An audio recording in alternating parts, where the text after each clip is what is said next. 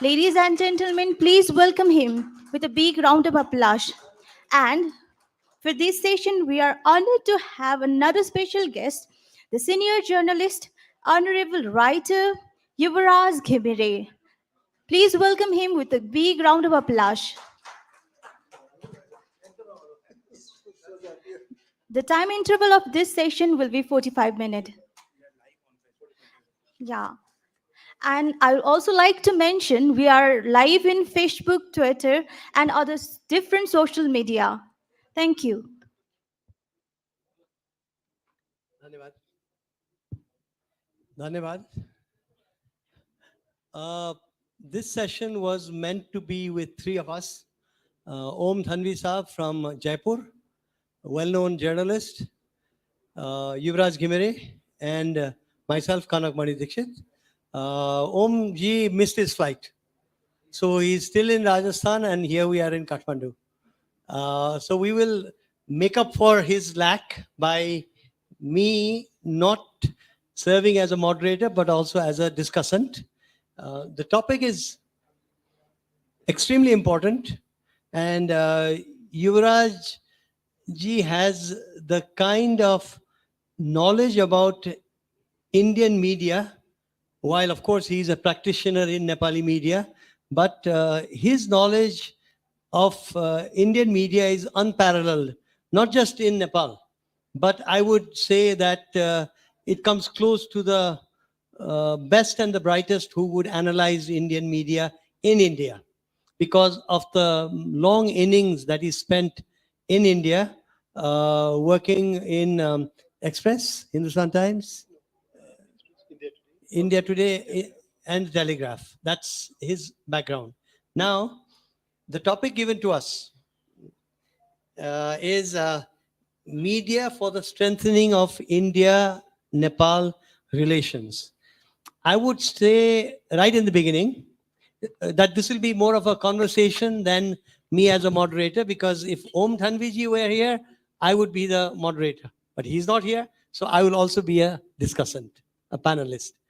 And this is a great opportunity, thanks to the organizers of the Kalinga Festival, coming all the way from Bhubaneswar and allowing Yuvraj and me to talk about media issues as they relate to Nepal, India.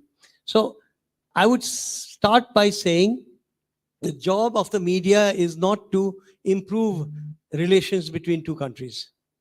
The job of the media is to cover and analyze as dispassionately as possible so that the readers, the srota, the viewers can make up their own minds, believing in the independence of the media when it comes to Nepal-India relations. So, Yuvaraji, would you agree with me that, please pick up your mic, that firstly, our job is not to become plaudits for Nepal-India relations, but to cover Nepal-India relations? That definitely is the case.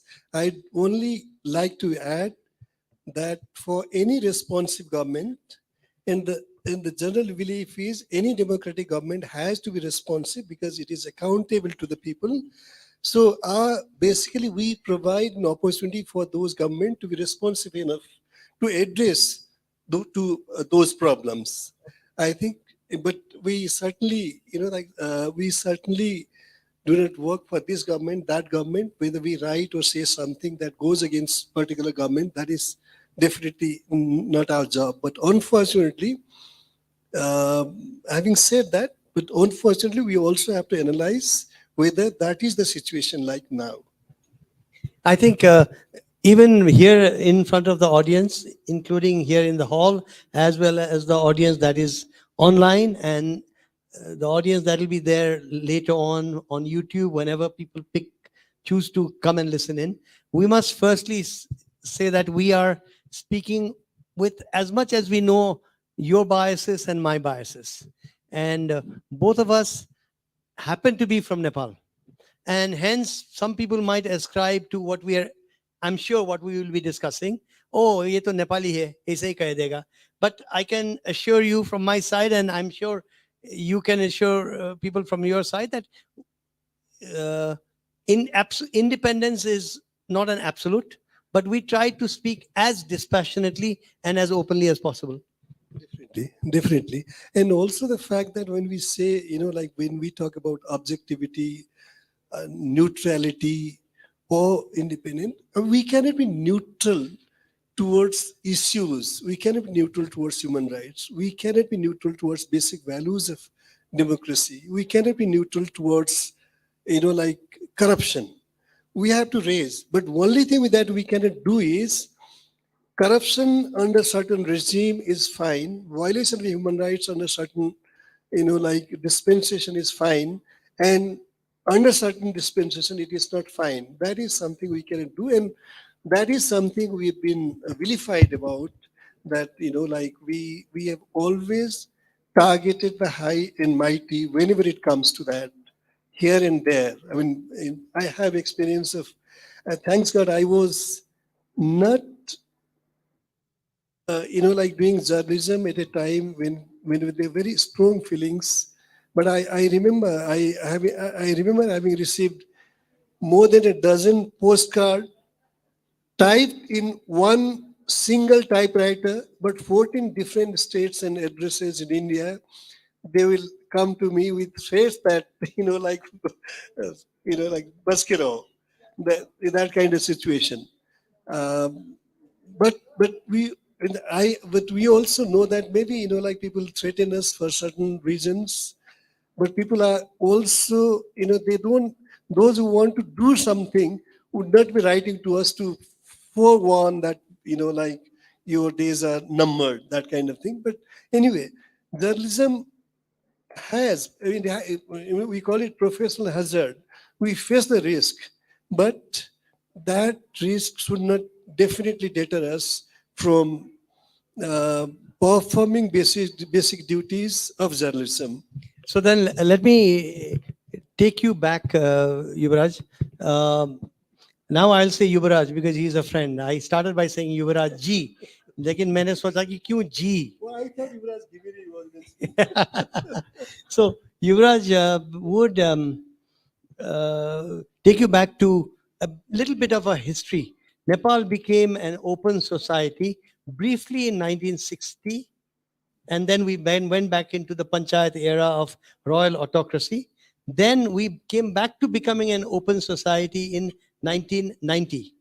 And despite the many utar chadav, despite the Royal Palace massacre, despite the rise of the Maoists, despite the political confusion as the Maoists came above ground, the constitution being written, it is a proud moment to be able to say that the open society that Nepal entered, which means basically free media, is one of the major kasi of open society.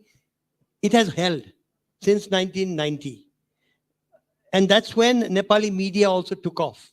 But I want to take Yuvraj back to the time before Nepal had freedom of expression and free media, open society in 1990.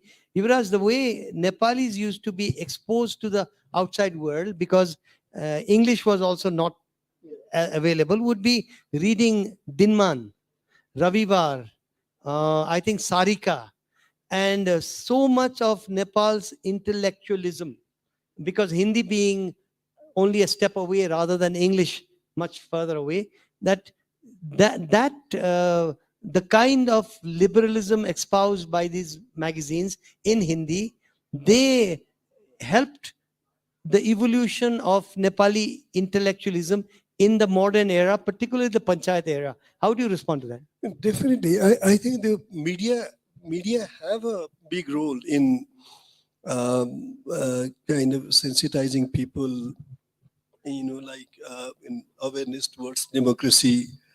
Um, Democracy, like in Nepal, when we talk, when you say democracy, then we also parallelly said, okay, accountability, transparency, good governance, and all that. I think democracy is too vast a subject to encompass all these things. A democracy is meant to be that where people make the rulers accountable. But in that, certainly, like although I began my journalism in India when Nepal was still a panchayat system, there was no freedom of expression guaranteed under the constitution. But those magazines, media especially, the ones you mentioned, because they were in Hindi, large readership in Nepal, they did play a role. Secondly, Nepali Congress was the main crusader for democracy in Nepal then. And most editors and reporters of that time in Dinman, Ravivar came much later, Ravivar came in the 80s. Dinman, they had editors and journalists with socialist leanings. So they would be extra, considerate about accommodating coverage of Nepal, getting people like Farneshnath Renu and others to occasionally write for, especially for Nepalese people.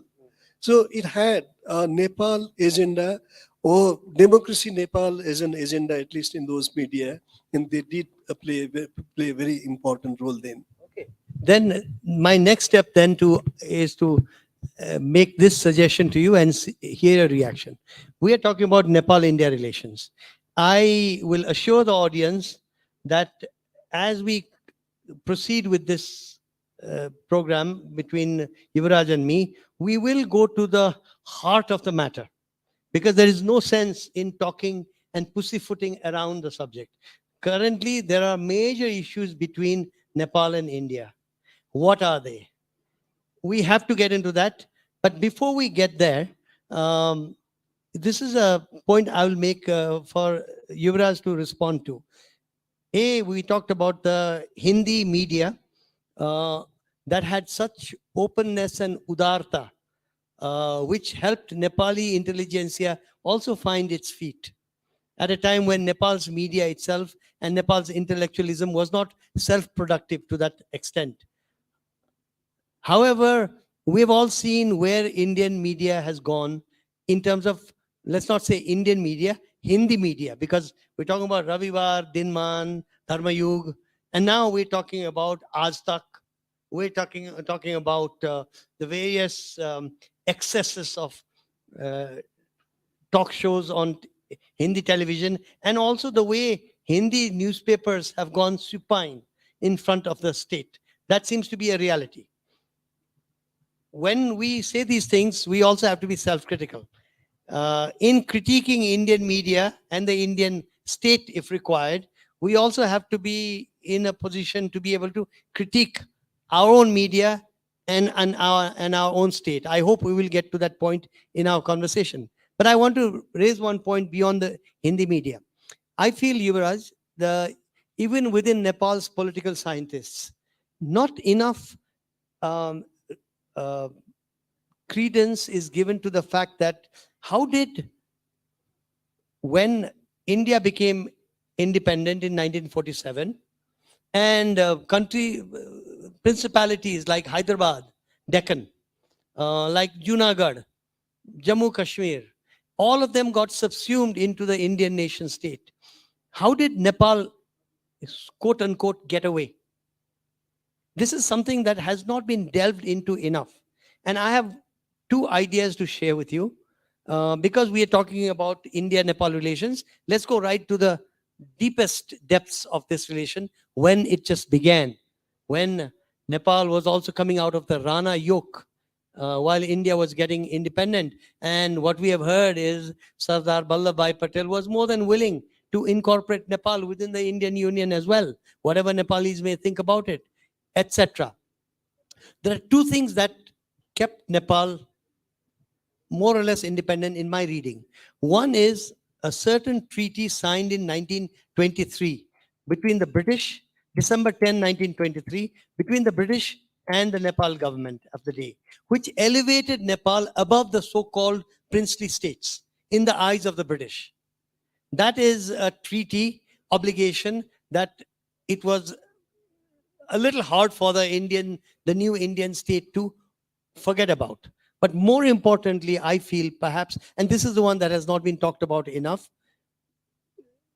BP Koirala and his cohort, Manmohan Adhikari, others, they all realized and decided that you cannot get rid of the Rana regime in Nepal if the British remain in India.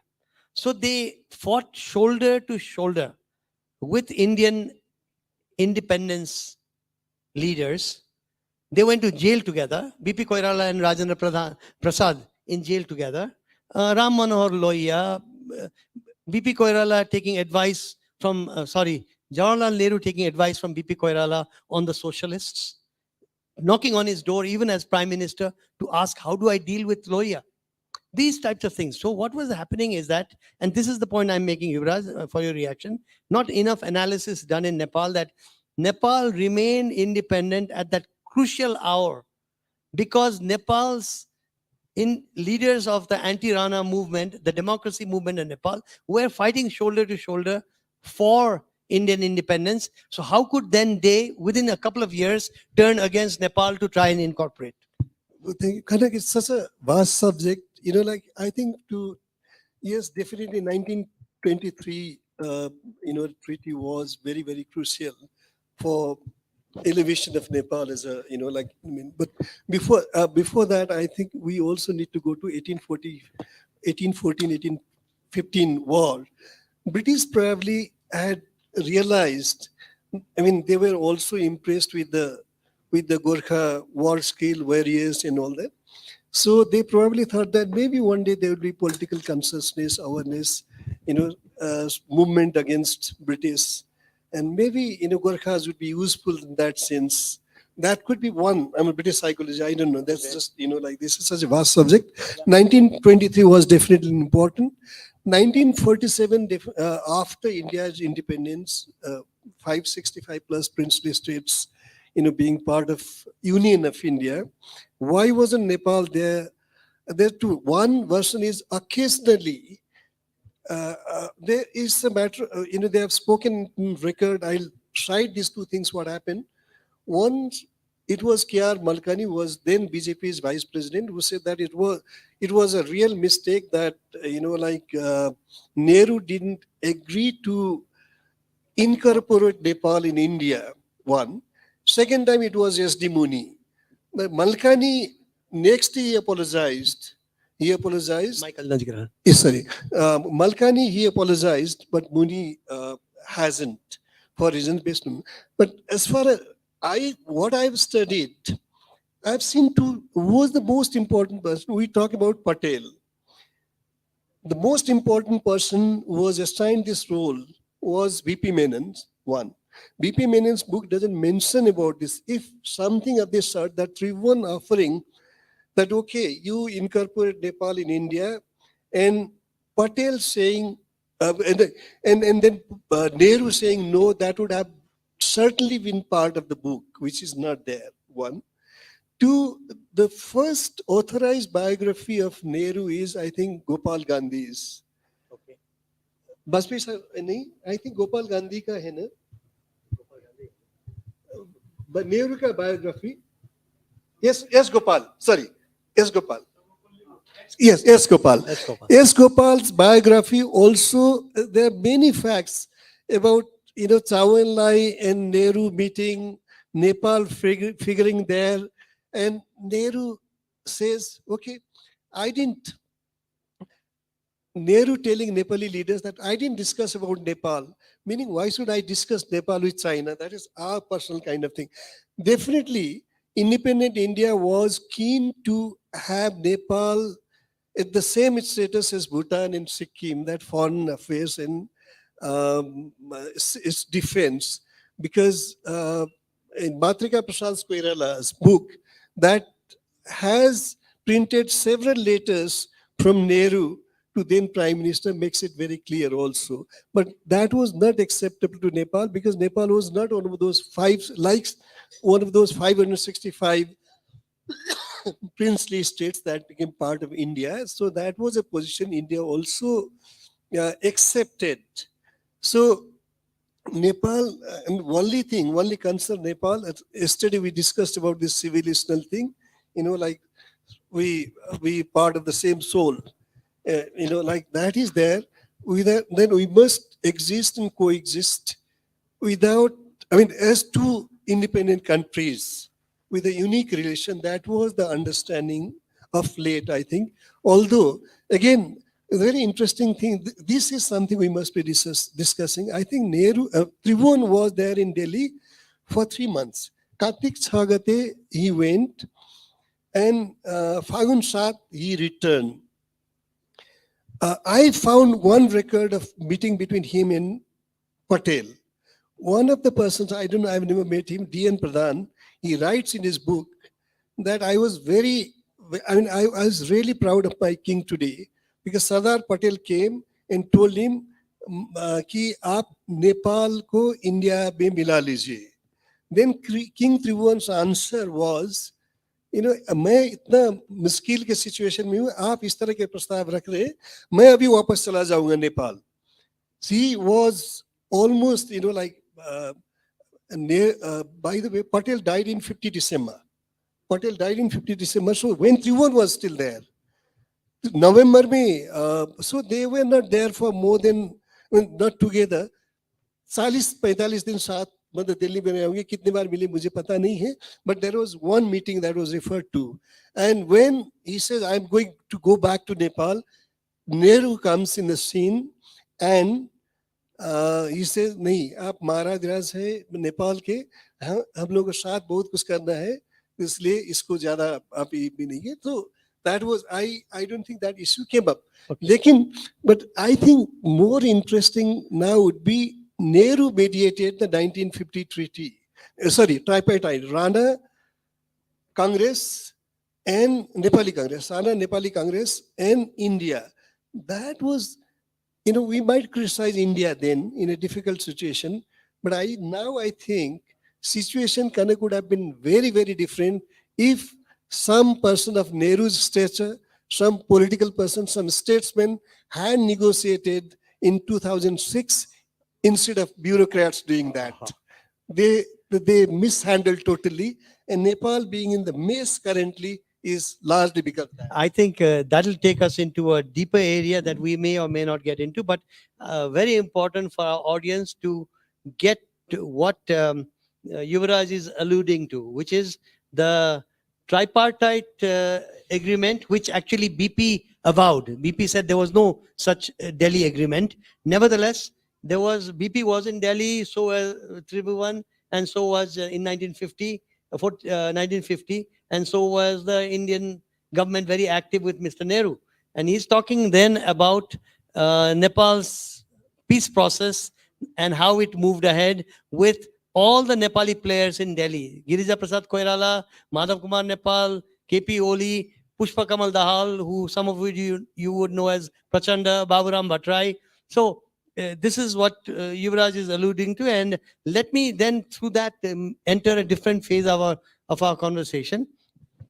How much Nepalese, I think it was Ashok Bajpai Saab yesterday who said, how much do Indians care for and know about Nepal? And my answer would be very little. Nepalis, of course, necessarily follow Indian affairs, particularly New Delhi affairs. I wish Nepalis followed more Bihar, UP, Bengal affairs. But about New Delhi, Nepalis are completely alert to the nuances and the events, etc. But the flip side is, you may say, well, India is such a big country, why should it focus too much on Nepal? But there are several things that makes the Nepal-India relationship extremely significant and also fraught. One of them is that there is an open border. It is a historically evolved open border. It can be an example for the rest of South Asia, but it is only seen as in the realm of Nepal-India relations. But what are the advantages of an open border? What are the negatives of an open border, given that we are all into this nation-state era? And how much can the open border be used as a battering ram against one country or the other? This is one issue that we have to think about among the many things that India's commentators and India's media do not focus enough on Nepal, even though Nepal is, not only is it the open border that it would be important for India, Nepal abuts the highly populated heartland of India. And for sure, there is such a paranoia in India after the 1962 war regarding the Himalayan frontier that Nepal is also seen part and parcel of that frontier, and that also constricts Nepal's geopolitical space vis-a-vis India, given India's paranoia about the Himalayan region after 1962 debacle. So, in all of this, you talked, Yuvraj, about how there was a time when the socialist-oriented Hindi patrakaron were looking at Nepal. Then you have Nehru and his own liberalism that is impacting Nepal. But then over time, Nepal itself became more insular because in Nepal, there is not the English language erudition to reach out and write in Indian papers, etc. The Furniture Nath Renu and the likes, they have passed on. And so Nepal falls into this trap of ignorance in the Indian media. Kya hai Nepal? What what is the uh, engine that keeps Nepal going? What are the historicity that links Nepal to the rest of South Asia and even Tibet and beyond? There is such lack of knowledge that there is therefore a lack of empathy. And then that brings us right down to the present. And I want Yuvraj to react to this because you were a practitioner in the Indian media. You were at the high point of India today. You were one of the key correspondents there, covering BJP and other political parties as well. Nepal, uh, each country all over the world, the media tends to follow the dictate of the state when it comes to foreign relations. I don't know how much of that is absolutely true for Nepal, but it is totally has been true for India that India's coverage of neighborly relations is dictated by South Bloc. Now, I see some nuanced difference since the arrival of online media. So if you have a wire or or a scroll or news laundry, they may even go a little again, but that's all in English. Hindi में क्या है? Is there a directive, that unwritten rule that when it comes to Nepal, and for now let us talk only about Nepal, not Pakistan or Sri Lanka or Bangladesh, is there an unwritten rule that in coverage of Nepal, the dictates of Secretary Northeast shall be followed? No, I'll believe so. I'll believe so. But before that, I'll also go into another, this thing. India earlier, till the early 80s, most, like Indian major media would have their reporters or correspondents, very senior people here in Nepal, who, on completion of their terms here, would either retire or take over as editors, because young people becoming editor was not a very normal or usual phenomena then. Like, Lakshman Sarba, he went, became editor. Gandhi, PC Gandhi was here. Desmond Doig, the legendary Desmond Doig was here. He, he died here. And many senior journalists, editors would be here, and they would be alternative source of information on Nepal-India relation. They would not be taking dictate from, embassy or the Indian establishment.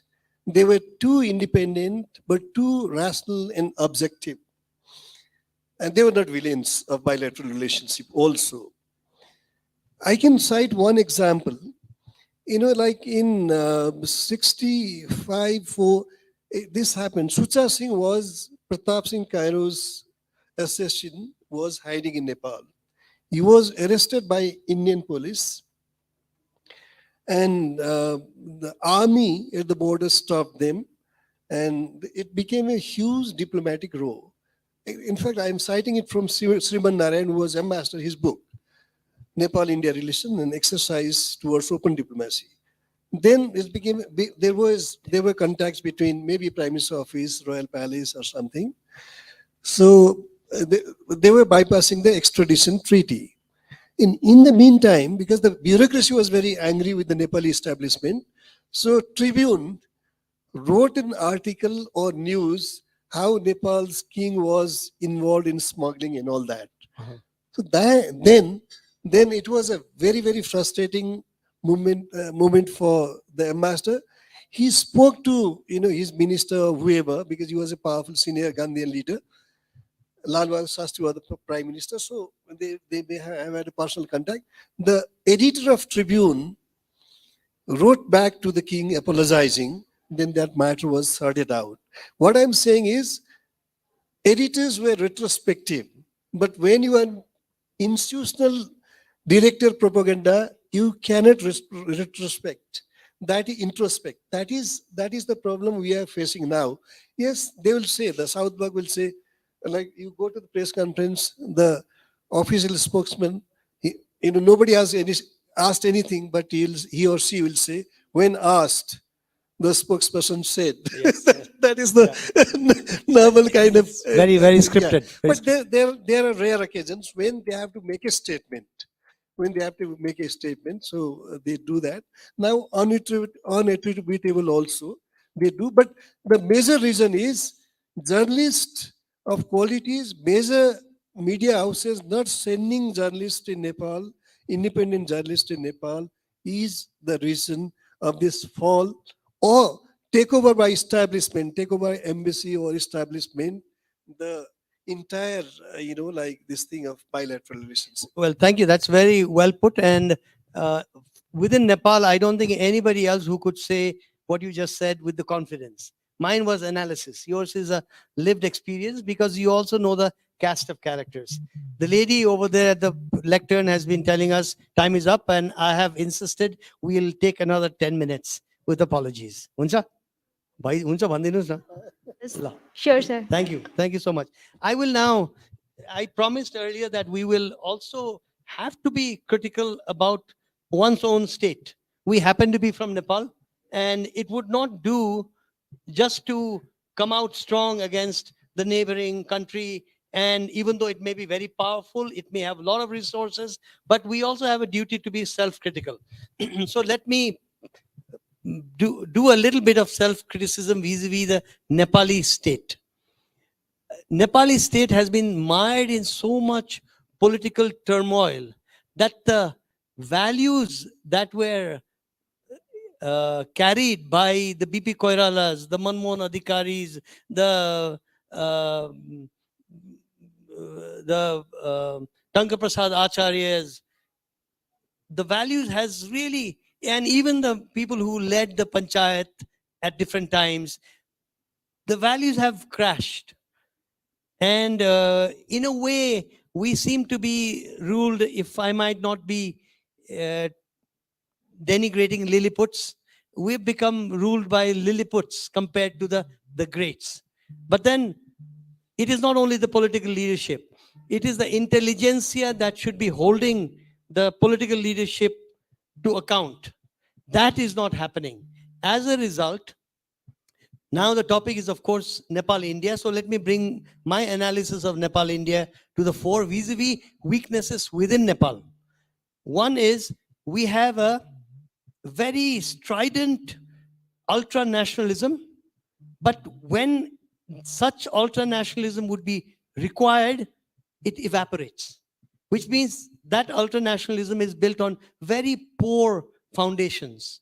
That it is only when some political party or some political group or some civil society groups wants to make brownie points, then you trot out ultra-nationalism. Otherwise, you let things be and you look the other way.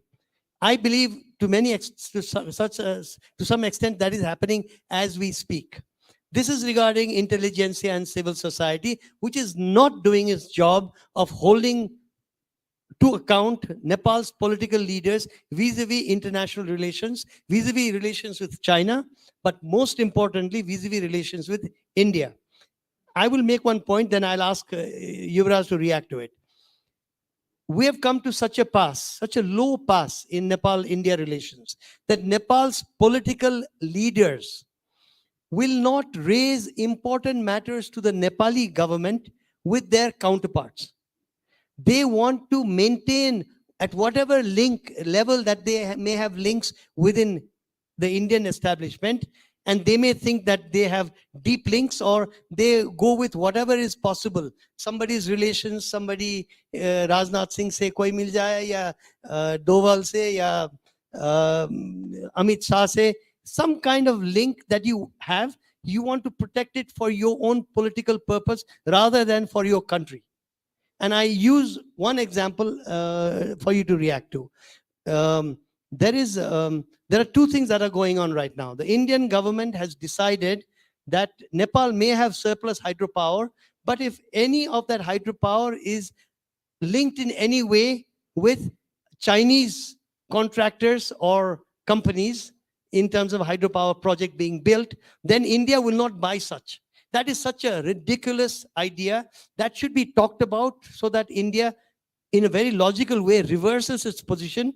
But right now, Nepal's political class does not seem to be willing to go and challenge the Indian political class to say, "Ye to karna hai hoga, you kiन नगरेको, तपाईले त यो गर्नुपर्छ." How can it be sane and proper in the modern era to block off hydropower exports, which you need? But you have got such blinders that you will not take it if there's some Chinese involvement. But the Nepali political class, and here the criticism is not of India, it's of Nepal's political class. They will not go and talk about it. Another quick example, there's a new airport in Bhairawa. Bhairawa airport requires a glide slope because it is close to the airport. Indian government has to allow the glide slope. I spoke to an important Indian diplomat about this, and he says, "Pahle baat to, your government should approach our government." The point I'm making is, to some extent, that he might have been correct in his analysis. Nepal's political class is not using its duty to negotiate on behalf of the Nepali nation state to say, we have this massively expensive airport. It is an airport that should be open to the Buddhistic world because it is the airport for Lumbini, and hence would India please consider allowing the glide slope? My understanding is Nepal's political class is not going the distance on that. Definitely. It's again, like many important questions and issues you've touched. I mean, like we're talking about the decline in, like public, I mean, we can call it morality or whatever, is not justification, but, the acknowledgement of the fact that it's a, let's not call it global phenomena, but it is definitely bilateral phenomena. From India in the first decade of independence, where our state government, will collapse because one individual citizen was killed by the state police, and that was against the principle of one of the constituent parties of that. That happened in Kerala. From now, absence or erosion in the accountability of the state, that is one. And Nepal, it is rampant. But Nepal is in a much worse situation because in India, state institutions are intact. Parliament is very, very vibrant still, although brute majority can easily dismiss even the most important issues. But in Nepal, the authority of the state has collapsed. The principle of accountability has collapsed. A prime minister's state visit doesn't necessarily mean that, what happened in the country that he visited would ever be, informed to the people through parliament. That is once upon a time now. So, secondly, the authority of the states have been delegated to individuals or political parties. So, for whatever they do, any kind of crime they do, they don't have to be accountable to the people. This is not democracy. This is just a label, and democracy is not a label, unfortunately. Yes. And with India, well, these are very crucial issues, reciprocity or issues. You rightly said, like high-level meetings, certain decisions are taken, then they are reviewed, but they don't acknowledge what each side has contributed in fulfillment of that. For instance, terrorism is a major problem. How we define terrorism is entirely different things. Indian government called Maoist terrorists, but they collaborated with the Maoists, which is, I mean, for the world outside, even for people here and there, that's objectionable. But there are many occasions and instances where they have also cooperated, circumventing extradition rule they have handed over people. But when they meet, they only suspect each other behavior.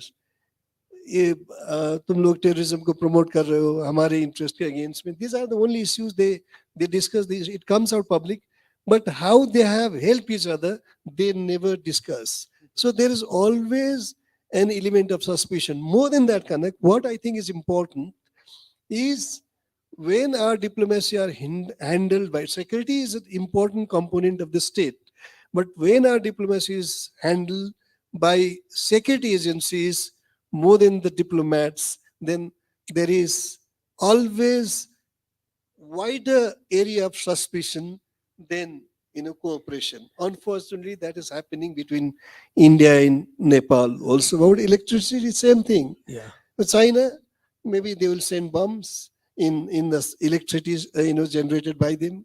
It Yes. cannot go to Bangladesh, although Yes. there is enough scope to that. But one would be Nepal's own lack of ability, or I would say lack of character and guts to raise this issue, which is very So then legitimate. picking it up from there and coming towards the end of our discussion here, we must, rather than critique and be um, openly angry at India, we must first and foremost introspect as to how did things come to such a pass that Nepal cannot raise its legitimate concerns in Delhi. And it is not only a matter of the political class, it is a matter of the analysts class, which is, and the civil society, which don't speak. Like as we speak right now, I have written once before, Nepal seems to be too much under the thumb of Indian acronyms. What are these acronyms? NSI, IB, RAW, MEA, PMO. Which India are we talking about? We first and foremost must try to be clear about if something is being done to Nepal, then it behooves the Nepalis to analyze it is. They don't figure anywhere. These are all the acronyms, right? And for the Nepali intelligentsia to say, actually, this is the accountable entity within Nepal, and that is the accountable entity within India. Instead, we have this morass where people are saying, "Chalta hai, chali halcha nahi." Let's just move ahead without doing too much analysis, because doing analysis is very difficult. At the conclusion of our discussion, lady is already नेपालीमा भन्दाखेरि आँखा तर्नुहुन्छ उहाँ तरिसक्नुभयो त्यसैले I would make this point and let Yubaraj have the last word. What are the issues that are currently needing of clarification between India and Nepal? Some of the issues we already talked about. And as I always said, the primary reason for Nepali weakness is the Nepali players. But one also has to turn the searchlight towards South Bloc, India, the various acronyms I raised. But the issues extend right now.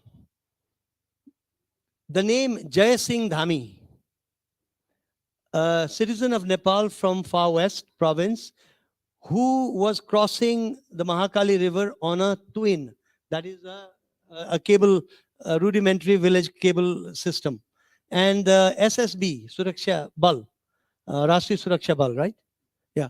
They cut the wire and he had a Jal Samadhi, not to be found.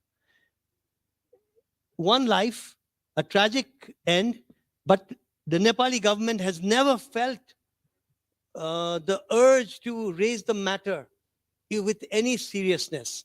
In fact, when it happened, I know from personal information that people are running helter-skelter to not to want to have to raise this topic with New Delhi, which means a clear abdication of responsibility of our political class. The EPG, that is a term that is not known in the Indian media by and large, except for a few handful of so-called experts that look at Nepal. But the eminent persons group was appointed by Nepal and Indian government together. So there is a responsibility to accept that report, whatever it may contain. But sadly, Mr. Modi is not willing to receive that EPG report, and it is just a report of experts. So if it is so unimportant, then since you have appointed it, grahan to karo, pick it up. But then the Nepali government does not seem to have the willingness to push Mr. Modi's office, the PMO, to at least accept it, because the modus operandi that was agreed by the Indian and Nepali members of the EPG was that it will be first handed to Indian Prime Minister and then to the Nepali Prime Minister. That is nowhere in the picture. The result, the waves of the Indian blockade of Nepal of 2015, the wave is still functional. And unless the Indian intelligentsia and the political class understands what was done to Nepal then, Nepal fully willing, I believe, to get over it. But the recognition that is required of what was done, the more devastating than the earthquake of a few months previously, that if India does itself harm when it is not willing to go deep and do an analysis, because by and large now, at least there is an acceptance, yes, there was a blockade. Because in the beginning, the attempt was to pin the blockade on the Madhesi citizens of Nepal. The most unfair thing that could have been done, that the citizens of a country are blockading their own fellow citizens. Unbelievable. But again, Nepal requires an understanding of what happened then. And if you go into deeper into it, there will be nuances, but I have just highlighted some points that have to be discussed and to clear the air. Lastly, there is the matter of the pointy map, which has been incorporated into Nepal's constitution because Nepal's governmental seal has a map in it. And what is the origin of this problem? Everybody agrees that the resolution has to be through negotiation, but you cannot wish it away. And so for the sake of the long-term peace and equanimity between Nepal and India, because each country is vitally important to the other, it is important to, as media people, to not to try to run around the problem, but to say, this is a problem, it has to be solved. Hence, the EPG, the matter of Mr. Jai Singh Dhami, the matter of the blockade, and the matter of the pointy map, Chuche Naksha as we call it in Nepal, it has brought a darar between Nepal and India. How? But it cannot be that, as the Indian commentators tend to poo-poo it, and they go as if nothing has happened. That cannot be the answer to solving a problem between such intertwined neighbors. And now, last word to Yubaraj. I've had my say. Thank you. Kanak, like first thing about Dhami, any life, human life and death, the state must recognize the sanctity of that life and death. And I think the onus lies with the Nepal government to take it up. Not to take it up, it's a failure. And it's total disrespect for, or antithesis of that sanctity I'm talking about. To Nepal and India, they keep on official label, they say it's a unique relation. They have a common fate. If they have a common fate, and they really mean this, let's identify, like 100 indexes of future progress. And I think in 60, 70 cases, our fates are linked. In 20 cases, maybe, we can go our way, India can go its way. In 10 cases, maybe there will be some problem. That's where diplomacy matters. But you cannot solve problem by putting it under carpet. That is the tendency. Maybe Nepali actors, by servility, Indian actors by arrogance, I don't know, but the victims are the people of two sides. Third is, I'll just quote one, this is from Mr. Kirtinidhi Bista, a former few times Prime Minister Nepal who passed away a few years ago.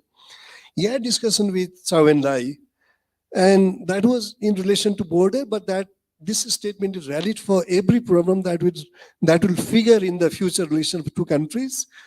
He said, let's sort out problems, current problems in our lifetime. If we don't, then they will be creating emotive issues, and future generation would be very, very rigid about it, and that will have a negative impact on our relationship.